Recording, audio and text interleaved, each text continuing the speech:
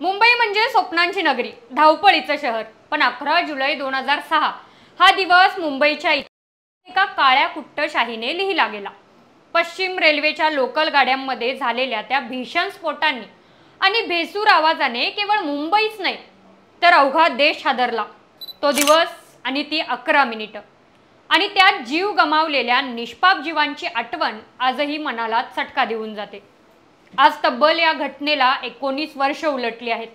या भीषण स्फोट प्रकरणावरती मुंबई उच्च न्यायालयाने असा एक निकाल दिला आहे की ज्याने अनेकांच्या भुवया उंचावल्या आहेत. ज्यांना सत्र न्यायालयाने दोषी ठरवून फाशी आणि जन्मठेपेची शिक्षा सुनावली होती त्या सर्व 12 आरोपींना उच्च न्यायालयाने निर्दोष ठरवलं आहे. म्हणजे तब्बल 19 वर्ष जे लोक तुरुंगात राहिले होते ते आता बाहेर आलेले आहेत. या निकालाने अनेक प्रश्न उभे राहिले आहेत. 19 वर्षानंतर मिळालेला हा न्याय आहे की न्यायाची कुचंबना? आणि ज्या भारतीयांना न्याय व्यवस्थेवरती पूर्ण विश्वास आहे त्यांना न्यायाला विलंब म्हणजे न्याय नाकारणे या वाक्याची पुन्हा एकदा जाणीव इथल्या न्याय व्यवस्थेने जनतेला करून दिलेली आहे. या प्रकरणाची न्यायालयीन लढाई कशी चालली, मुळात कोण होते ते आरोपी आणि त्यांना निर्दोष का सोडण्यात आलं आणि या निकालामुळे आपल्या न्याय व्यवस्थेवरती कोणकोणते प्रश्न उभे राहिले आहेत याचा सविस्तर आढावा आज आपण आजच्या व्हिडिओमध्ये जाणून घेणार आहोत. त्यामुळे पब्लिक माईकचा आजचा व्हिडिओ शेवटपर्यंत पहा. नमस्कार, मी सह्याद्री देसाई आणि आपण पाहताय पब्लिक माईक. 11 जुलै 2006 चा तो काळा दिवस. 11 जुलै 2006 रोजी संध्याकाळी 6:24 ते 6:35 या 11 मिनिटांच्या कालावधीत पश्चिम रेल्वेच्या लोकल गाड्यांमध्ये अर्थातच माळुंगा, माहीम, बांद्रा, जोगेश्वरी, बोरिवली, कांदिवली आणि मीरा रोड या 7 रेल्वे स्थानकांच्या दरम्यान अनेक ठिकाणी भीषण स्फोट झाले. सायंकाळच्या गर्दीच्या वेळी जास्तीत जास्त जीवितहानी घडवून आणण्याच्या उद्देशाने हे हल्ले घडवले होते, ज्यात 209 पेक्षा अधिक निष्पाप नागरिक मृत्युमुखी पडले तर 700 पेक्षा जास्त लोक जखमी झाली होती. ही एक घटना नव्हती तर या घटनेने संपूर्ण देश हादरून निघाला होता. स्फोटानंतर मुंबई पोलीस आणि दहशतवादी विरोधी पथक म्हणजे ATS यांनी तात्काळ तपास सुरू केला.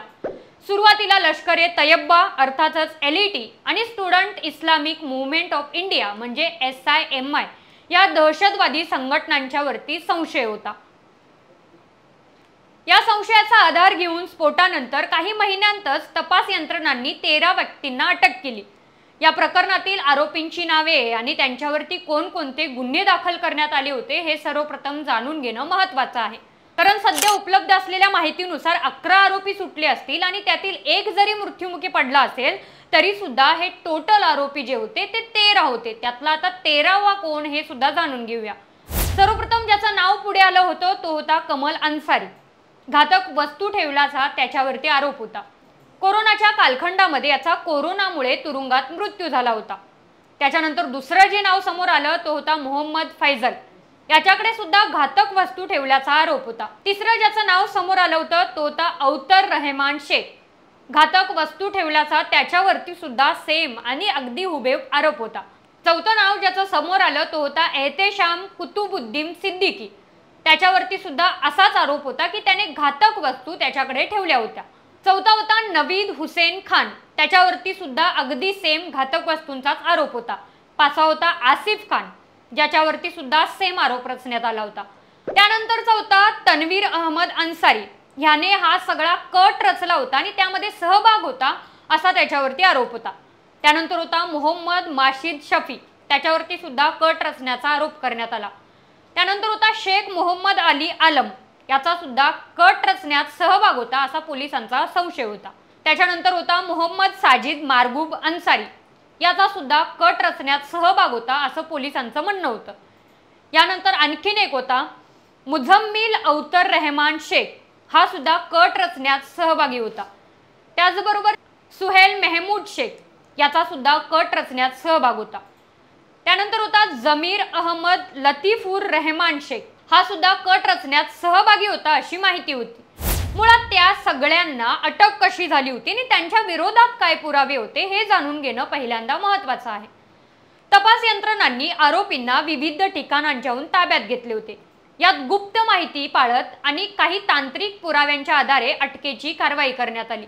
सुरुवातीला तपास यंत्रणांनी आरोपींच्याकडून घातक स्फोटांशी संबंधित साहित्य, स्फोट घडवण्यासाठी वापरले जाणारे घटक, नकाशे आणि संशयास्पद कागदपत्रे जप्त केल्याचा दावा केला होता। तसेच काही साक्षीदारांनी आरोपींना घटनेच्या आधी किंवा नंतर पाहिले असल्याचा सुद्धा दावाही पोलिसांनी केला। मात्र या पुराव्यांची सत्यता आणि त्यांची कायदेशीर वैधता नंतर न्यायालयीन प्रक्रियेत तपासली गेली। अनेक आरोपींनी आपल्याला बेकायदेशीरपणे ताब्यात घेतले आणि जबरदस्तीने कबुली जबाब घेतल्याचा आरोप देखील केला। त्यावेळी काही आरोपींचे वय आणि निवासी ठिकाणांच्या बद्दल अद्याप कोणतीही माहिती कोणत्याही वृत्तपत्रातून, कोणत्याही मीडियामधून सार्वजनिक करण्यात आलेली नाही। कारण न्यायालयाच्या निकालात त्यांच्या वैयक्तिक माहितीऐवजी पुराव्यांच्या वरती अधिक लक्ष केंद्रित केलं जातं। पुरावे नेमके कोणते होते आणि पुराव्यांच्या विना का अटक केली, हा सुद्धा एक मोठा प्रश्न न्यायव्यवस्थेच्या समोर उभा राहिला। सत्र न्यायालयाच्या निकालात पोलिसांच्या पुराव्यांना वैध मानले गेले होते।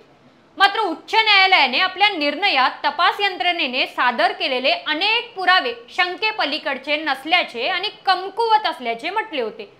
याचाच अर्थ काय, तर सुरुवातीला पोलिसांनी ज्या पुराव्यांच्या आधारे अटक केली ते पुरावे उच्च न्यायालयाला सबळ वाटले नाहीत। विशेषतः साक्षीदारांच्या साक्षींची सत्यता आणि जप्त केलेल्या साहित्याचा स्फोटांशी असलेला संबंध यावर न्यायालयाने प्रश्नचिन्ह उपस्थित केला। यामुळेच उच्च न्यायालयाने पोलिसांच्या तपासातील त्रुटींच्या वरती बोट ठेवले। हे सगळं घडून सुद्धा सत्र न्यायालयाने काही निकाल जाहीर केला होता। तो निकाल होता 2015चा। स्फोटानंतर तब्बल 9 वर्षांनी 2015 मध्ये विशेष मोक्का न्यायालयाने या प्रकरणातील 13 पैकी 12 आरोपींना दोषी ठरवले होते। एक आरोपी होता अब्दुल वाहिद डी शेख, याला निर्दोष सोडण्यात आले होते। त्यामुळे ते 13 चे 12 झाले। काहींना फाशीची शिक्षा सुनावली होती। त्यापैकी कमल अन्सारी याचा मृत्यू कोरोनामुळे झाला। त्यामध्ये मोहम्मद फैजल, अतौर रहमान शेख, एहतेशाम कुतुबुद्दीन सिद्दीकी, नवीद हुसेन खान आणि आसिफ खान या सर्वांना फाशीची शिक्षा सुनावण्यात आली होती। तर काहींना जन्मठेपेची शिक्षा सुनावण्यात आली होती। त्यामध्ये तन्वीर अहमद अन्सारी, मोहम्मद माजिद शफी, शेख मोहम्मद अली आलम, मोहम्मद साजिद मुरगाब अन्सारी, मुझम्मिल अतौर रहमान शेख, सुहेल महमूद शेख आणि जमीर अहमद लतीफुर रहमान शेख या सर्वांना जन्मठेपेची शिक्षा सुनावण्यात आली होती।